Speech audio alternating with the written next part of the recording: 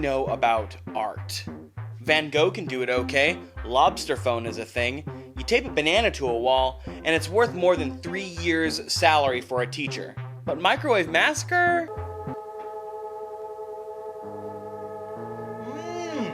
Yummy! What is art really? I could do something like show a dictionary definition, but instead I'll show you my definition. Art is everything. Or maybe I should say anything. Art is art when you make art. More simply, art is an expression. I wanted to show you something, but how do I choose to show you? What does it matter what I think? Am I an art critic? Does an art critic decide that what I make is art? Can they do that? Or maybe what an art critic does is evaluate art based on the art's ability to reach people or have people reach it. Art tells you something about something. When I look at the Great Wave off Kanagawa by Hokusai, I see something. But what am I seeing? I see the work that went into the painting, I see the beauty of the colors, and the scale of the giant wave in the foreground of a landscape of Mount Fuji. Hokusai seemed to have so much to say about Mount Fuji that he painted it 36 times. I really like Hokusai, but does Hokusai speak to everyone the same way it does to me? Or is art subjective? People say that about art, but I can pull up a movie review of Citizen Kane and most people have the same opinion. So when does art really become art? I think the answer is in the movie Harbinger Down. Harbinger Down is not what a lot of people would call good if they saw it. I've seen it a few times now, and I can't say it's Citizen Kane, but I can call Harbinger Down art. While not deserving of any acting awards, and derivative in its story, which is transparently and honestly borrowing plot points from The Thing, Harbinger Down has a story to tell. In 2011, the much-anticipated sequel-prequel same-name remake of the 1982 film John Carpenter's classic The Thing came out in theaters. I worked in a theater when it did, and thought it was pretty good. Which I tend to do, and leaving the theater, I felt pretty satisfied. The thing about The Thing is, though, in 1982, John Carpenter put out a big-budget sci-fi horror movie remake of another film called The Thing from Another World. Back then, Carpenter's remake was not a critical or financial success, but in the years since, the film has claimed the status of classic for both its palpable suspense and its amazingly monstrous practical effects. Audiences love the special effects in this film, and that is sort of where the story of Harbinger Down begins. Since The Thing came out in 1982, it has been lauded as the example to bring up in the practical effects versus digital effects argument. The perfect example of why to make the monster in front of the camera instead of after the fact with computer-generated animation. So The Thing is an early 80s practical effects masterpiece. That's our context. Fast forward now to the 2000s, the future. The Thing is now getting a well-deserved sequel, a movie that studios are happy to make since The Thing has such a promising following. A special effects company is even hired to replicate the classic practical style with animatronic and puppeted monsters.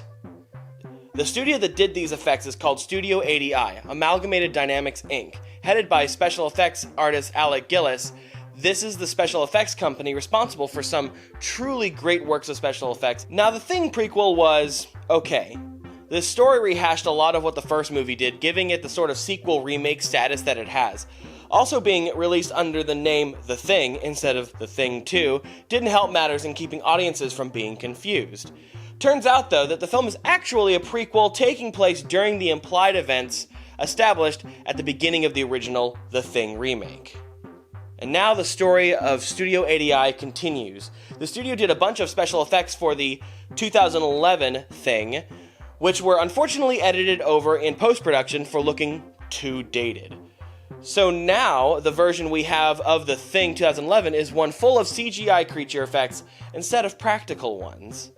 This disappointed fans and artists alike and left everyone wishing that things had gone differently.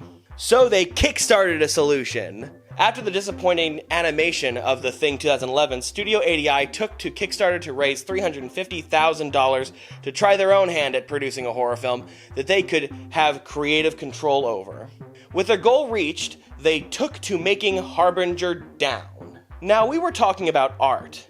Why does Harbinger Down speak to me in this way? The movie disappointed some, but when I saw this film, I saw the passion that went into the creature effects, and I was not disappointed in that. Was this a movie that was made to move mountains and make a grand statement with its profound story? No, it definitely did not do that. But what Studio ADI set out to do was create a film that showcased those wild special effects that were denied us in The Thing 2011. If you set out to watch Harbinger Down with the expectation to enjoy the practical monsters that the producers of The Thing 2011 thought were too dated for a modern movie, then you will not be disappointed. The monster, similarly to The Thing, can shapeshift and infect biological organisms. It harkens back to the strange, anomalous, and Lovecraftian designs of Rob Bottin, special effects director of John Carpenter's The Thing. So enough of all that. Art. Where are we on art? All the work, all the passion, bearing it all for others to see. This effort shows the enthusiasm and discipline that goes on behind the scenes of all great pieces of art.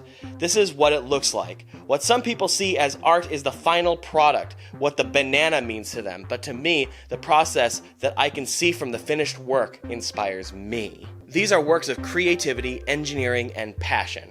Passion enough for the artist and fans to band together for the sake of seeing what they wanted come to fruition. So there is something to that. That something may not be the finest horror film put to video, but it is a testament to their love of horror and the art of practical effects.